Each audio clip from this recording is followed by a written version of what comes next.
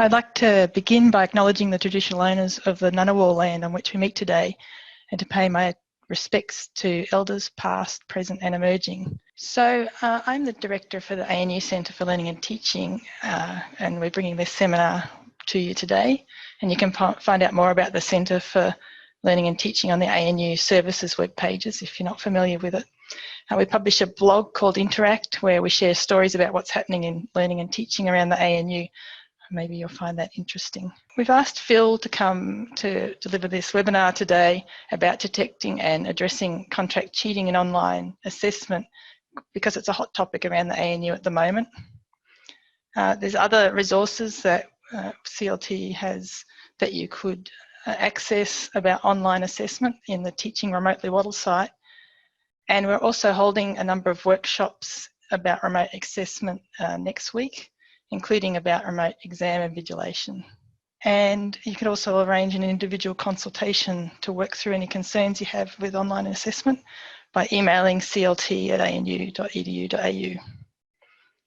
So onto the seminar.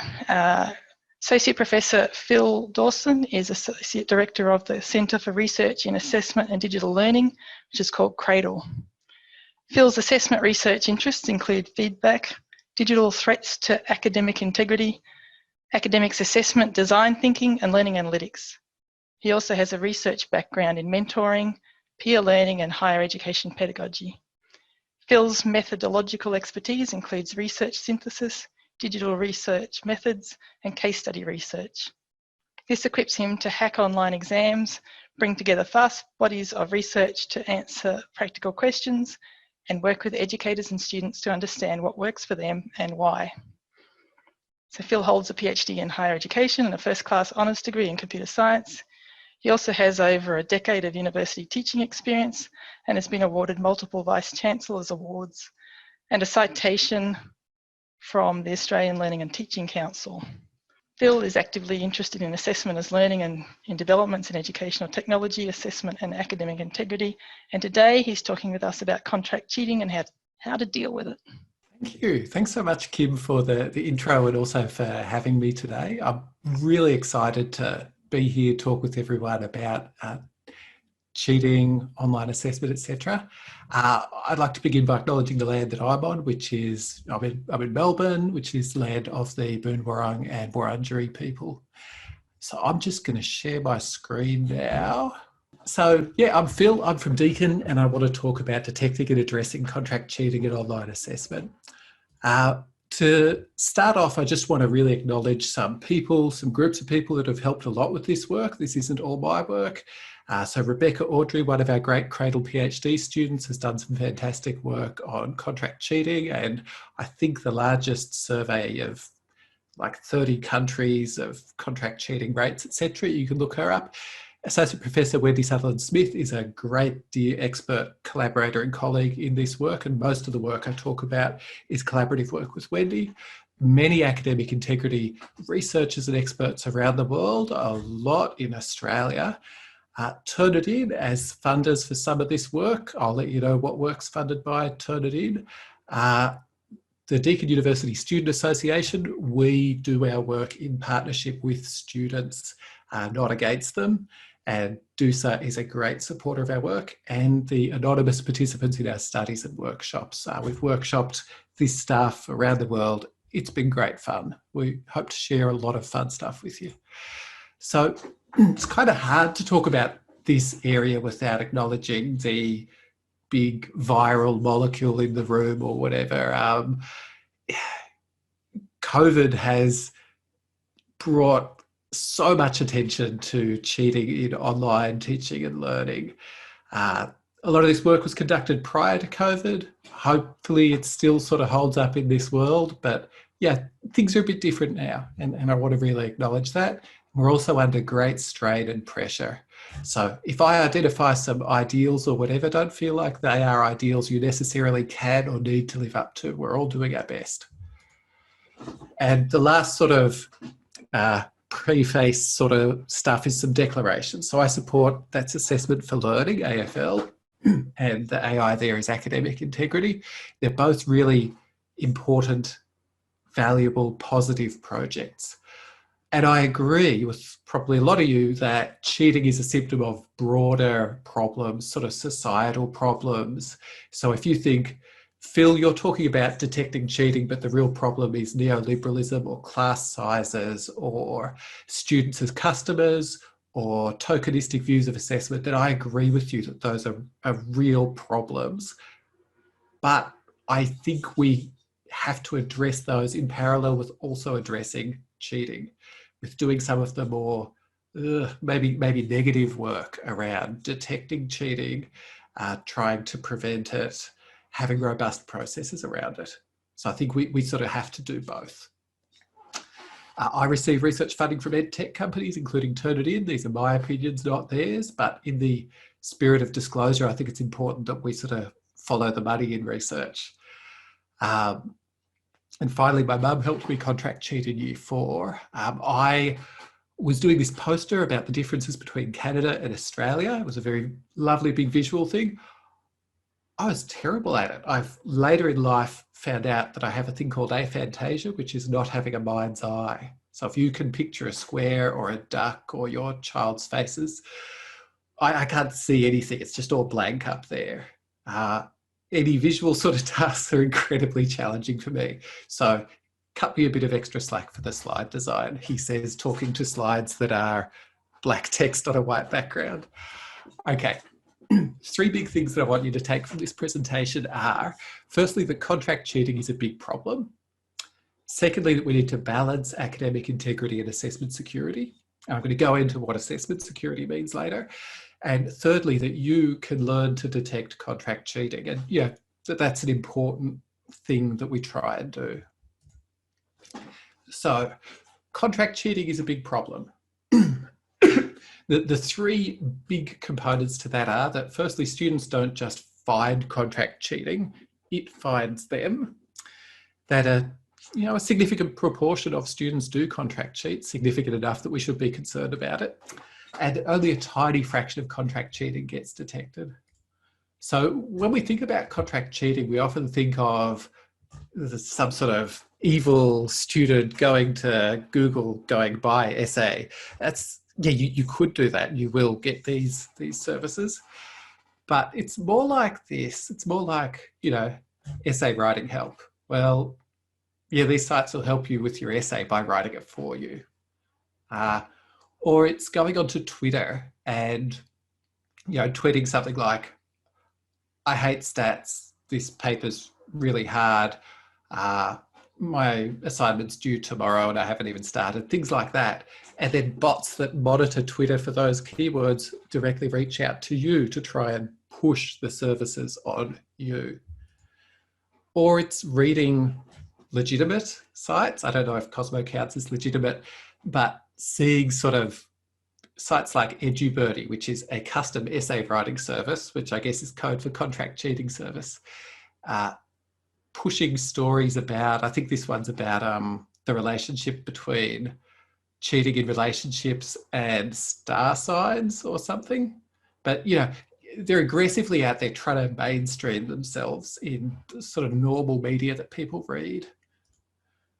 They're even going onto YouTube and trying to do sponsored content. There were thousands of YouTube videos featuring EduBirdie plugs, even though this breached YouTube's advertising guidelines. Those videos have been taken down, but these sites are still trying really hard to push the message out there of, we will write your assignment for you for a fee. Now, if that side of it doesn't appeal, perhaps you could get a job as the Glory Days Conservation Specialist for EduBirdie, which is a job where you run college parties to promote contract cheating to students and you get paid for it. I don't know if this is a real job. Last time I checked, it was still advertised on their website and it had been advertised for quite a while. So I don't know if it's just a publicity stunt, but yeah, they're trying hard to get the message out there. So contract cheating isn't just something students look for, it looks for them. It's marketed aggressively to them. So, what proportion of students do cheat? This is some data from some journalists in the UK who investigated what the research literature said about the prevalence of contract cheating. and the amount of cases universities actually find. So here we've got, in the UK, they're extrapolating from a meta-analysis by Phil Newton, which found that 15.7% of students admitted to contract cheating at some stage. Now, I've got some figures I have probably not faithfully extrapolated from Tracy Bretag et al.'s work, which is a much smaller number. Tracy's work finds a much smaller prevalence rate in Australia. It's funny, I see it reported as 2 or 3%, and I see it reported as 6%, and depending on which way you slice the data and your technicalities around it, people go for different numbers. But we should have something in the order of about 2,000 contract cheating cases per university. The tiny little red line at the bottom is the amount of contract cheating cases caught by UK universities in total. So the tiny line is UK cases caught, and the big line up the top is probable amount of cases in the UK. So this was, less than 1% was the thing that was reported in the UK press. So this is to say that we're not actually seeing most contract cheating cases. Most of it that happens, people just kind of get away with it. In response to that, there's been a bunch of sort of suggestions about what we can do. Phil Race, who's quite a well-known, high-quality assessment expert, argued in Times Higher Education and a few other places that we should ban assessed essays and that this will stop contract cheating. Some other people have suggested that authentic assessment would be the way to deal with contract cheating. And if you go into the conversation around 2015, you'll see a piece with my name on it where partway through I say, maybe authentic assessment would be a nice thing to do. I am very much moving away from that because work by Kath Ellis and colleagues has found that contract cheating can and does occur with any task type. Contract cheating sites will make whatever type of task you want. So banning essays, authentic assessment won't stop it. Now, that's not to say we probably don't use too many essays. We probably do use too many essays, or that authentic assessment's a bad idea. Authentic assessment is a great idea. It's just to say that they're not approaches to deal with contract cheating.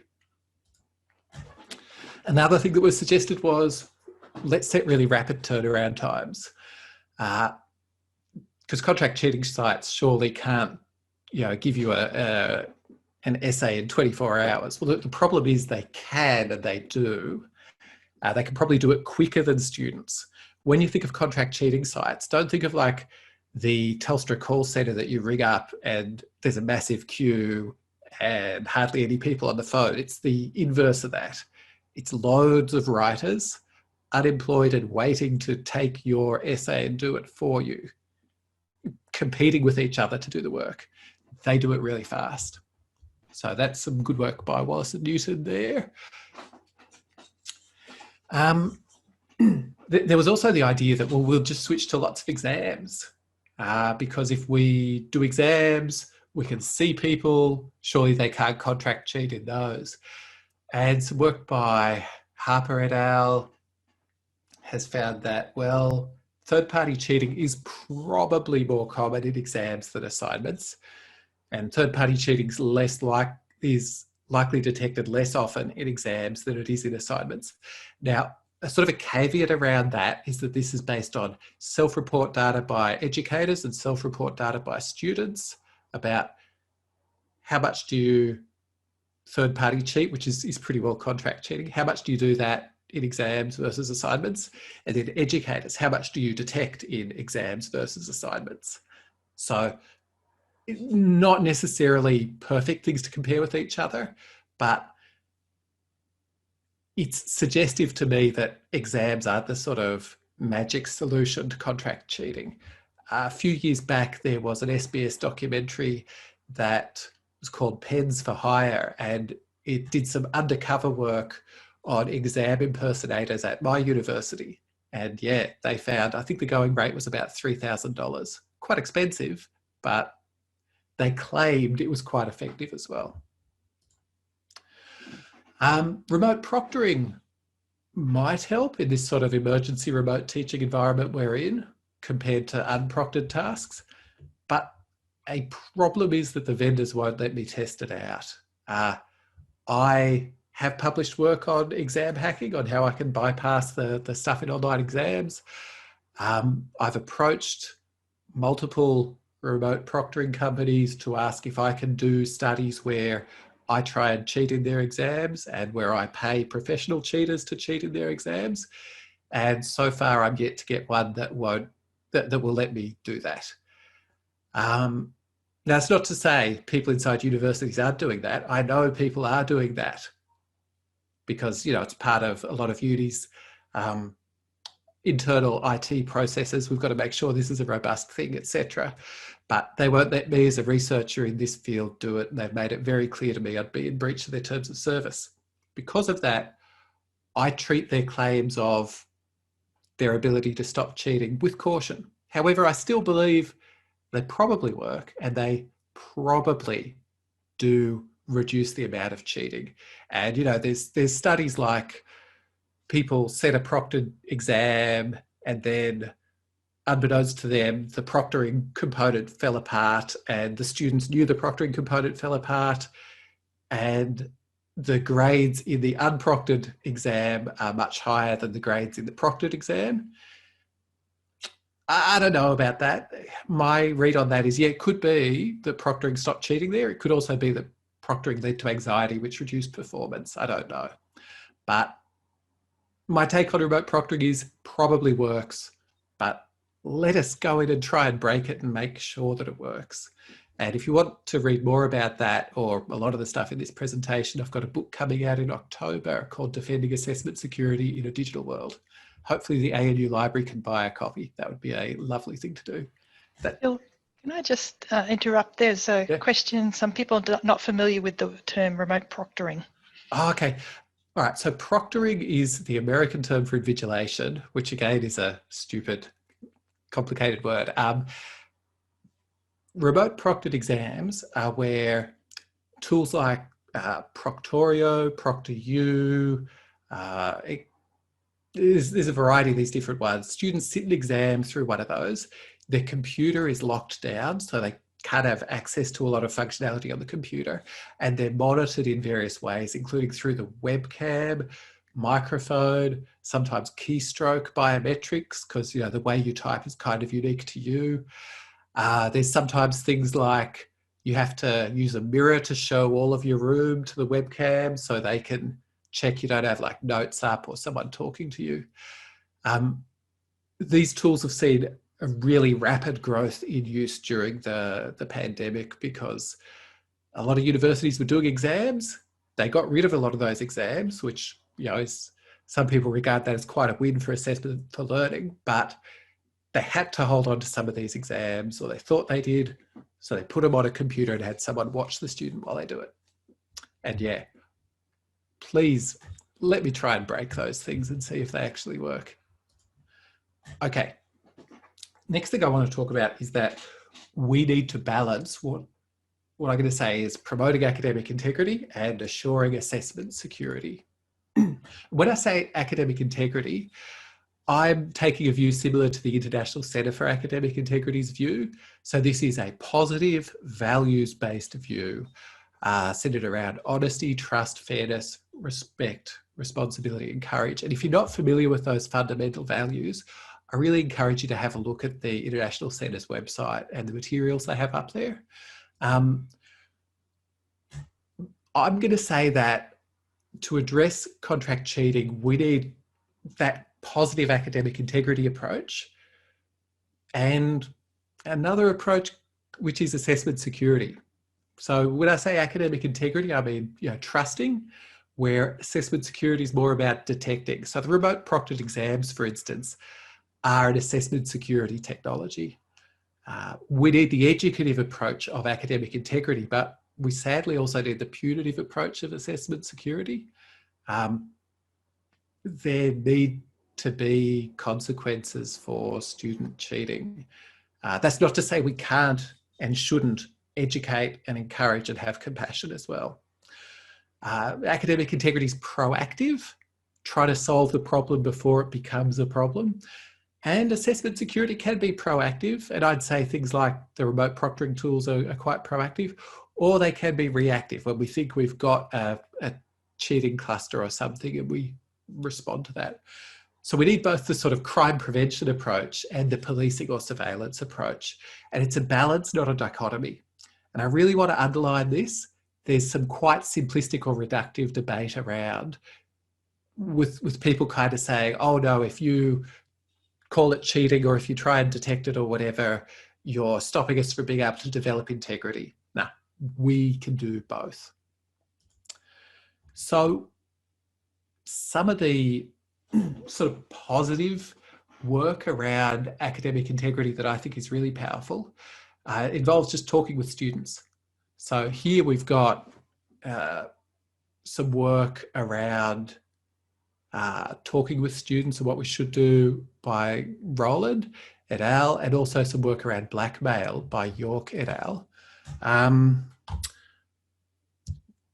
The main thing that I want to say from this is talking with students really matters. They need to know these sites lie. Contract cheating sites lie to students. They promise things that they won't deliver on. And contract cheating sites blackmail students. This used to be something that we thought happened in the field, but there's now evidence from the York et al work that, yes, some students are getting blackmailed. This is where you get your essay, you submit it, you pass, you get a great grade. And then a little bit later, the contract cheating site says, hey, give us $1,000 or we will tell your university. Now people say, oh no, but they couldn't find out what the university is. Yeah, they can. They Google the name of the task, the specifications, and then they just submit that task to the university and say, whoever submitted this bought it from us. Further down the track, they may even blackmail you against your employer, try and get your degree revoked if you don't give them even more money. So this is a real problem, a real threat, and we need to educate students on this. So that's kind of a positive, educative academic integrity approach. And the Sutherland, Smith and Dullahan paper, you don't always get what you pay for, looked at the amount that our research group Cradle paid for contract cheating assignments, because we've bought a good number of contract cheating assignments for use in research. And you can argue with me about the ethics of that if you want. We've argued a lot around that. Our view is that it's a necessary thing to be able to do the work that we do. But yeah, so we've bought a lot. Sutherland, Smith and Dullahan looked at the marks that Deakin University markers gave them and the amount that we paid. And yeah, it's not very good. There's not really a relationship between how much we paid and the quality we got. A lot of them just failed. A lot of them are not good at all. And we need to tell students about that. We also need to listen to students. This is some work from Tracy Brethag et al. Around students' perceptions of the likelihood of students cheating in various types of assessment. And you'll see there are some types of assessment where students say, students are going to contract cheat in this type of task a lot more. Now, the ones that they're least likely to contract cheat on are reflection, vivas, conversations about the work, personalised and unique tasks, and in-class tasks. Some of those COVID has made incredibly hard for us to do or impossible, but some of those we may still be able to engage in. And if your response is, but the scale of my teaching doesn't allow for that, I totally empathise with you there. These are possibilities, not mandates. The things down the bottom are things students said they were much more likely to contract cheat on. And then we've got the short turnaround time, which means not only can the contract cheating sites make it in a short turnaround, students say that's the thing that would make them most likely to contract cheat there. So here's another positive academic integrity approach, which is just do the tasks students say they are less likely to contract cheat on. Now I'm going to change gears onto assessment security. So here we're talking measures taken to harden assessment against attempts to cheat. This includes approaches to detect and evidence attempts to cheat, as well as measures to make cheating more difficult. So this isn't about deterrence or education. This is about spotting the problem or stopping it. And in talking about assessment security, I'm going to zoom in on the detection of contract cheating as sort of a really pointy instance of that, because you can learn to detect contract cheating. I'm going to talk about indicators of contract cheating that we found in our research, training around contract cheating detection, and software. So I do think detection of contract cheating is really, really important. When I say detection, I mean the person marking the work getting that suspicion that, hey, there's something going on here. This needs further investigation, and then kicking that up to the university processes. I appreciate that that is something people often don't do. And again, to sort of go back to Rowena Harper et al.'s work, Tracy Brett Hagg et al.'s work, a lot of academics don't report their hunches about contract cheating, usually because they think it's too difficult to prove or too time consuming. But we need robust processes to support academics around that.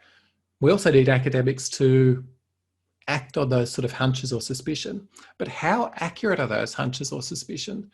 We've done a few studies where we've given markers at Deakin bundles of assignments. They include some contract cheating assignments. They include some legitimate assignments. We don't tell them the proportion. And we say, mark this as if you were marking it, give it a grade.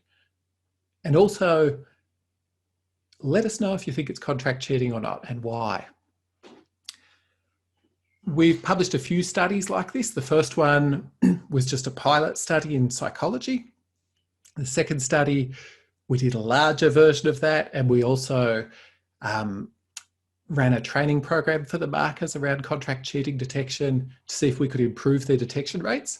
And then the third study was a collaboration with Turnitin, where we looked at their authorship product that goes over a student's whole body of work and tries to identify if the most recent submission is something that reads kind of similar to the old work, or if it's markedly different to the old work. What we've found is that, well, firstly, when people aren't looking for it, they don't find it. Now, that's not our result. That's the results of a few other studies. For example, one by Lisa Lyons, who I believe was at the University of Canberra when she did that study. It may still be there, I don't know. But these are studies where markers were given contract cheating assignments and just asked to mark them. And they marked them, and some of them were good, some of them weren't. But they didn't suspect contract cheating. There was no detection rate of contract cheating.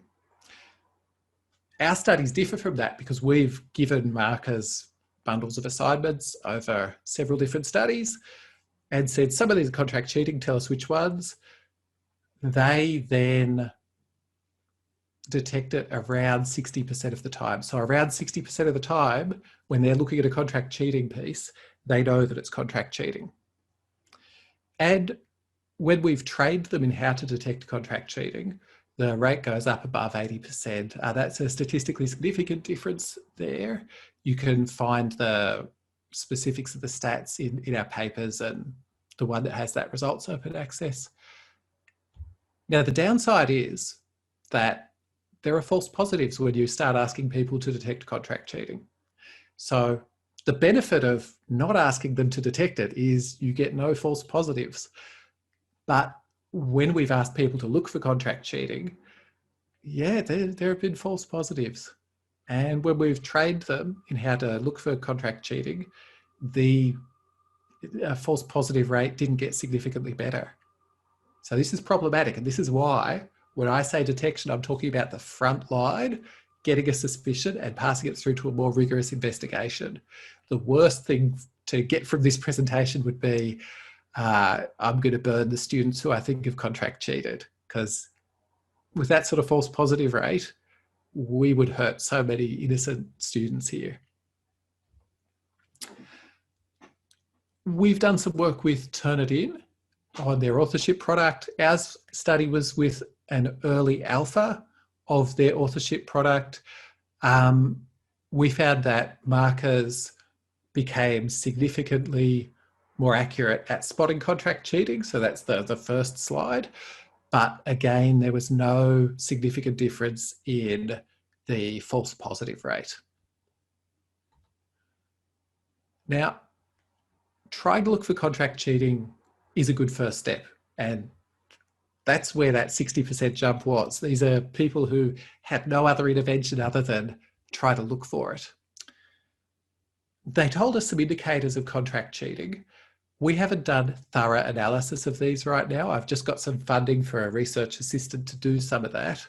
But what I can present to you now is our impression from looking at the work over this period. So this isn't of the same level of evidence as the stuff I've just presented. This is Phil's hunches from the data. So what are the indicators of contract cheating? Well, as far as generic ones, because they tended to be really specific to individual tasks, but the generic ones that we saw, firstly was reflection was done poorly. Contract cheating sites don't do Australian university style reflective practice very well. They were really weird about it, or they sometimes just didn't do it at all. Strange formatting, and there I mean strange in a way that's different to students' strange formatting. Strange formatting in the psychology assignments, for instance, was often perfect APA. No, the students never get perfect APA, but if you're a contract cheating writer and all you do is write APA assignments, you have perfect APA. Unusual mistakes that no one else makes. Metadata I've bolded. That's a real mine of information. If you look at the file properties in assignments, you might see sometimes that there's some other weird name, or there's a range of different metadata stuff that people who are metadata specialists do, like amount of edits and editing time, but just that it varied a lot from the typical student. Not addressing the question, although a lot of students don't address the question. Not using the materials from class. So, you know, everyone cites this reference, but this person didn't. And they're the only person that didn't, that sort of thing. Submitting the wrong task type. You know, we asked for a participant information statement and we got a PowerPoint presentation, or something that reads as if it's done by a generalist. So there I'm talking, it's just, okay, a good example is the psychology marker said this child development task reads like it's been medicalized, like it's written by a medical scientist, not a third-year psychology student. Now, training also works if you have access to contract cheating assignments. You can look up that paper, which has a marker training workshop outline that we've used. We also tried Vivas, where we got students in to come and talk to us about work that was either contract cheated or not. There was a 100% detection rate when we did that, which is a bit fishy and too good to be true. So we're working to replicate that before we actually publish it. But talking with students about their work, I mean, I used to do that when I was a casual tutor in 2005 in computer science. We would mark the work with the student. They had to talk through it. If they couldn't explain it, they didn't pass. So Vivas might help us. Last thing I want to talk about is programmatic assessment, sort of having a map of all the assessment, because I really want to convince you that cheat proofing every individual active assessment is probably impossible, and it's definitely a bad idea. We need to focus on securing the assessment acts that matter to the degree program. The really important thing is that if you pass this degree, you need to be able to do this. That task needs to be secured really well. There's probably not that task in every unit or course, but over the program, there would be multiple of these. So we need to focus our efforts on those and our resources, and focus on developing positive academic integrity in the rest. There's a range of resources that you can look up to support you in addressing this. I believe these slides will be shared so you can access those. And that's me. So I'll hand over to Kim now. I think I'm on time. That's great. Thank you, Phil. It was very interesting. And we have generated a number of questions. What about cheating more generally? We don't encourage people to work, don't we encourage people to work together and collaborate in the workplace? Sharing is caring. Oh, it's just moved. And how can we differentiate between collaboration and collusion? Yeah, look, I think that is really key. So I'm here talking with you about cheating today, but my other main area of research is feedback. And we've done a lot of large-scale survey research around feedback, and a significant number of students do get formative feedback on their work prior to submission, and it's a very good thing. We want to develop their feedback-seeking behaviour, their feedback literacy, so they do that. Some of the messaging that we have around feedback and collaboration and collusion and whatever can be quite counter to that. I spoke with an academic who said, someone at their uni who says, you are not to talk about the work in this class with anybody outside of the classroom. That is cheating. Well, that's not cheating. That's really great collaborative work practices. We need to be clearer on where the line is around that. If you want a longer version of what I'm saying now, in Campus Morning Mail, I've got a piece in there with a few other colleagues around that, because we need to be much clearer in the messaging. I was really worried about the anti-cheating legislation when it was in its earlier stages, because I was worried it might discourage that sort of thing. But I think it's shifted. But yeah, it's really important. I think the only way we can deal with that is some clear statements in policy and procedure, and also some really great messaging from educators. I could say personally, all three of my children have been very hesitant to submit drafts through the high school because they've felt that it's cheating. Oh, that's so sad. Yes. Have you seen real examples of students being blackmailed by contract writers? I haven't personally seen examples. So I've seen the stories published in the media of people who have been blackmailed, and I've seen the data, or no, I've not seen the data. I've seen the papers by, John York and colleagues around the blackmail that students have reported has happened. Can you elaborate a bit more on that recent legislation? Yeah, sure. And it is incredibly recent. So I believe it only got royal assent over the past week. So it's legislation around cheating. It's around the provision of cheating services and the advertising of cheating services mostly. It says that you can't do a substantive part of someone's assignment for them if you're doing that in a commercial. And of course, things offered by the university are exempt by this.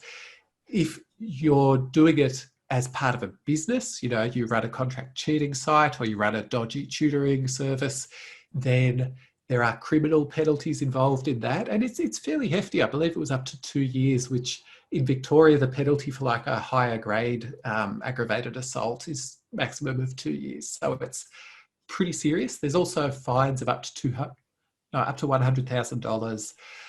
Now, those fines can also apply to, the parent who helps their child too much with their assignment. I campaigned a lot against that. Originally, there was going to be criminal provisions around that sort of thing.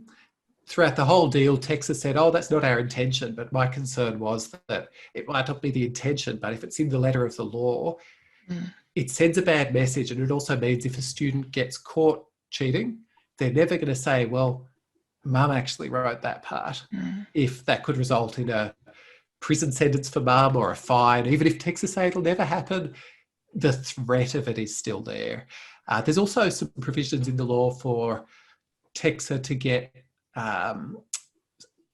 different sites blocked at sort of a country level, so you won't be able to access certain sites.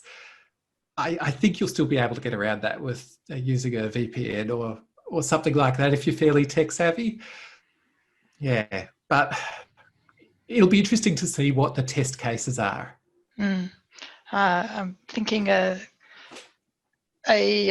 student who decided to do some tutoring of their friends, and they're, putting an ad in the paper as a way to make money through uni. That's puts a whole bunch of people who are now making money out of tutoring potentially in the firing line.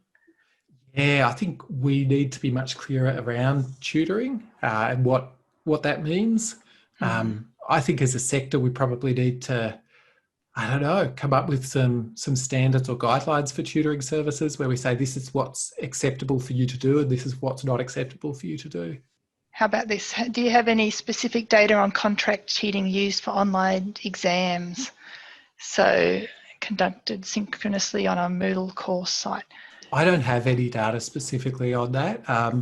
The sort of cheating in online exams is something that, to my knowledge, none of the large-scale surveys have looked at yet either. I do know there are a bunch of these sites that offer to sit online exams for students.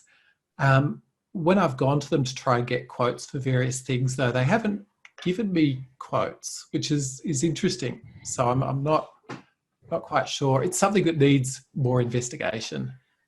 Do you think that's because they worked out that you're doing research? I mean, have you disclosed that when you've asked them? Look, I think it could be the, I don't know, I've given a lot of details that probably students wouldn't give. There's a question about the presence of false positives. Is it a reflection of unconscious bias or confirmation bias? Yeah, look, I think it could be. And I think whatever approaches we have in place, we need to make sure that they are equitable across the student body. I'm really concerned, for instance, that it could be L2 writers or something that get caught contract cheating much more often or get accused of it more often because a lot of the contract cheating services have L2 writers, people who have English as a second language. So yeah, that sort of thing is concerning. As an examiner, one of the things that sometimes gets your suspicions up is broken English suddenly being replaced by some well-written text and thinking, I don't think that student can produce such clear grammar. Yeah, I mean, I don't know if people saw that piece in The Guardian that was allegedly produced by the GPT-3 AI. There's an article in The Guardian right now that was written by a computer, and it's a pretty readable thing. And I think the increasing sophistication of a lot of technology aids for writing is going to mean that, people whose writing needs work are going to be able to produce writing at that higher level. And we're going to have to decide how we feel about that. Sort of similar vein, we're looking for poor reflective writing as an indication of contract cheating disadvantaged STEM students. Being a computer nerd, I had to spend years learning how to fake reflection. Now I teach this to my students. Oh, I love that. So yeah, I was a computer science student, and I will openly tell you that I fake reflective practice. And if you go onto my YouTube channel, I've got a video that's been watched like 100,000 times where I talk about how assessed reflective practice is possibly not a great idea because everyone just fakes it. So that the best papers in reflective practice, one of them is called Faking It or Hating It, which is so true to my experience. And the other one is called They Liked It If You Said You Cried, which is about, people over dramatizing the reflections that they write. So I've always been a bit wary of reflection from an academic integrity perspective. However, with the students saying they're less likely to get someone else to do it, and students and contract cheating sites not being able to fake it too well, I think it could be useful. Well, but yeah. Interesting to think of two angles on academic integrity. I mean, it's in academic integrity because I did it myself, but not integrity because it's kind of made up reflections. Interesting conflict. Can we use copyright law as a weapon? For example, terms under which our exam paper or assignment specifications can be used or distributed. So I believe some universities have had some success with that. There's one site which has a market capitalisation of $8 billion with a B dollars. And I'm not stating that's a contract cheating site here and now, just for the record. But some unis have had success going after copyright to get stuff taken down from that site. Some of the more fly-by-night ones, I don't think you'll have any success going after them because they're not in Australia. none of the people who work for them are in anywhere where there's strong copyright protections. But yeah, it might help. You say Vivas might help us with some very positive indications. How would you respond to the reaction that Vivas just take too much time and the course has too many students? I'd say, yeah, yep. And you know, you might remember that it was around there that I said, not all this is going to work everywhere. However, we don't have to do it everywhere. So when I talked about taking a programmatic view, if we can shift some of the resourcing we currently have around assuring students don't cheat in almost every task, shift some of that resourcing away and use some of that resourcing around the things where it really matters for the degree program, maybe we can have some Vivas. Surely we've got it in us to do a few Vivas across a whole degree program if we take some of the resourcing we have away from other places. What roles do you see for proctoring tools such as Proctorio, which is the one we use here at ANU? I guess if you think about sort of a flowchart of when we use those, there's many branches in the flowchart before we get to using Proctorio, which are like, you know, can we do this without an exam? Do we have to assess low-level knowledge?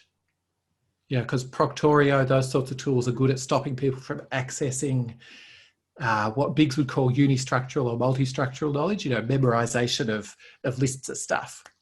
So we've already tried to set a higher level task. We've already tried to do it in some other way. And we're like, no, we have to have an exam and it has to be at the student's home. Then yeah, do a remote proctored exam like Proctorio. Tell Proctorio that you really wish they'd let an outside person audit their stuff to make sure it works. But yeah, it's probably the best tool that we've got for that specific job, but that's not always the job. So one of the comments in the chat that went past, which was our experience from using Proctorio last semester, is you can cheat. Some people can get around it. No. No. So I guess, you know,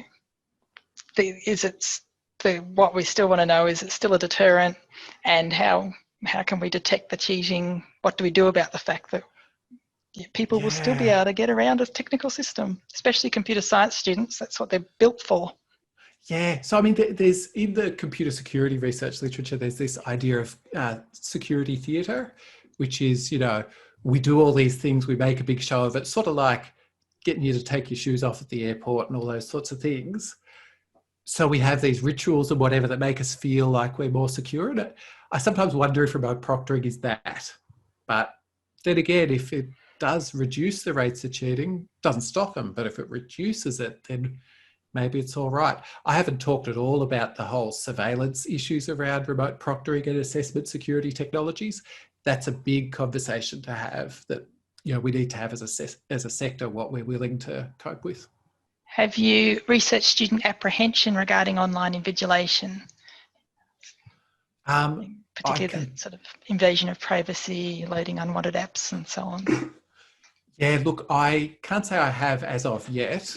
I'm out of focus, yeah. But we're currently in the process of doing that. I think we just put our ethics application in on that. So yeah, agree that it's a really important thing to look at. And, you know, there have been those cases around the world where students have got together, put in a petition about, you know, we don't want this, this is not okay. I think it's also worth remembering there are quite a few students who, you know, prefer to have remote proctoring than not, who are worried about other students cheating in online exams, and also who, if they're given the choice between coming to campus, especially during a pandemic, or sitting a remote proctored exam, would choose the remote proctored exam. But yeah, I don't know. It's a great big mess, and I think it's a trade-off. I'm sure, well, I'm not sure, but perhaps there's research about students' apprehension and anxiety about coming to campus and sitting in a sports hall for an exam. Yeah, I'm sure. I know. I can remember anecdotal experiences from a number of decades ago. A large part of the process is to prove an act. Is there data on how difficult it is to prove? So the instructor may be convinced, but the student can't admit to wrongdoing. how do we sort of balance that level of proof? Yeah, look, all I can say is that's a work in progress as far as the research goes. Working on hopefully an ARC around that in the next few years, because we do need some really robust evidence that these processes that we have actually work. But it's quite a logistical and ethically complex area. Indeed. I think we might have a lot of people watching to see what you come up with in the next few years. Oh, thank you. Okay, we're getting towards the end of the hour, so we'll take the rest of those questions on notice and see what we can do after the fact. Keep an eye out in the Teaching Remotely Wattle site for the ANU people, and we'll catch up with you, Phil, over the email. Fantastic. Thank you so much for your time. It's been really great. You've raised a whole lot of interesting points, and I think expanded my thinking on this topic beyond the things I've been focused on. So it's been really very helpful. Oh, I've had so much fun talking and some really great questions. And I love whoever it was that posted the chroma key suit to help. I haven't seen that one before. Alrighty. Well, as I said, this has been recorded. We'll be sharing this recording after the fact. And thank you again for your time.